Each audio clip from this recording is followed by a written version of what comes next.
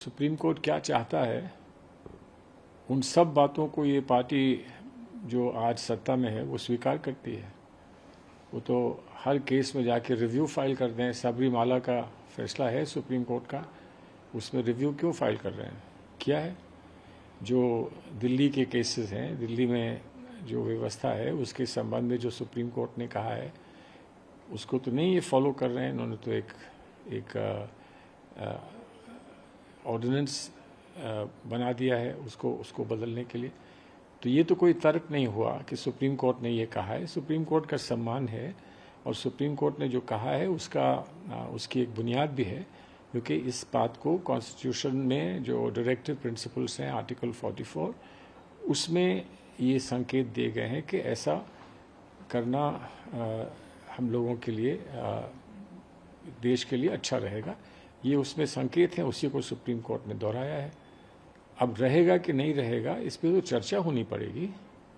चर्चा इसलिए होनी पड़ेगी कि आर्टिकल 44 जो है वो directive principles of state policy कि वो प्रिंसिपल्स, वो बुनियादी उसूल जिस पर हमको सरकार चलानी है या हमको व्यवस्था बनानी है, लेकिन वहीं उसी संविधान में आर्टिकल 25 भी है।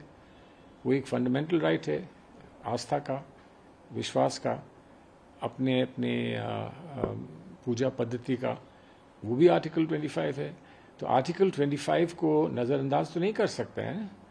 तो 44 क्या कहता है, 25 क्या कहता है, इसका फैसला कौन करेगा? ये तो फैसला सुप्रीम कोर्ट ही करेगा। वही सुप्रीम कोर्ट करेगा जिसने ये संकेत दिए होंगे कि आप यूनिफॉर्म सिविल कोड लाइए। तो जब सुप्रीम कोर्ट अपना अंतिम फैसला नहीं सुनाता जब तक, तो तब तक ये कह देना कि सुप्रीम कोर्ट ने ऐसा कहा, सुप्रीम कोर्ट ने ऐसा कहा, उसमें तो कोई वो तो तर्क में कोई वो नहीं है, कोई बात बनती नहीं है। तो एक पहलू ये है। दूसरा पहलू ये है कि कौन वर्गला रहा है और कौन वर्गलाने से वर्गला जा रहा है, इस पर विचार करिए। कौन वर्गला रहा है? कौन कह रहा है किसी को कि ये आपके विरोध में हो रहा है, ये आपके हित में नहीं है? कौन कह रहा है? अभी तो हम जानते भी नहीं कि बहस क्या है। मुझे नहीं मालूम। मुझे कुछ ना कुछ थोड़ा बहुत जानकारी है पब्लिक मैटर्स की। मुझे नहीं मालूम कि यूसीसी में क्या होगा। कभी इन्होंने बताया नहीं।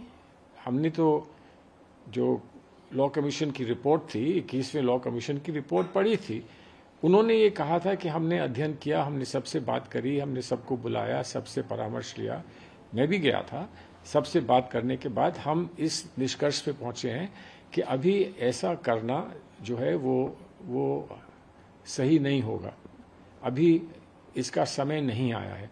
तो वो तो अभी कुछ माह पहले की बात थी, 1 साल, 1.5 साल, 2 साल पहले की बात थी। तो 2 साल में कोई ऐसा बड़ा बदलाव आया है जिसके कारण इस पर पुनर्विचार करने की आवश्यकता है, ये भी नहीं किसी ने बताया। ये बात भी नहीं कोई बताता है। तो जहां आपने ये कहा कि बहस छिड़ गई है, तो मैं तो ये मानता हूं कोई बहस है ही नहीं। बहस तो तब होती है कि आपका एक मत हो और किसी और का कुछ और मत हो। पूरी बात आप कहें और उस बात का काट कोई और करे या कोई और दलील पेश करे। तो आज तो ऐसा कुछ है ही नहीं। यूसीसी में क्या होगा लोग अनुमान लगा रहे हैं, लेकिन किसी को बताया नहीं इस सरकार ने कि क्या होगा। अगर ये सरकार बताए कि क्या होगा, क्यों होगा, कैसे होगा, तब उस पर प्रतिक्रिया की जा सकती है। हो सकता है कोई कहे कि तो बड़ी अच्छी बात है, इसको स्वीकार करते हैं।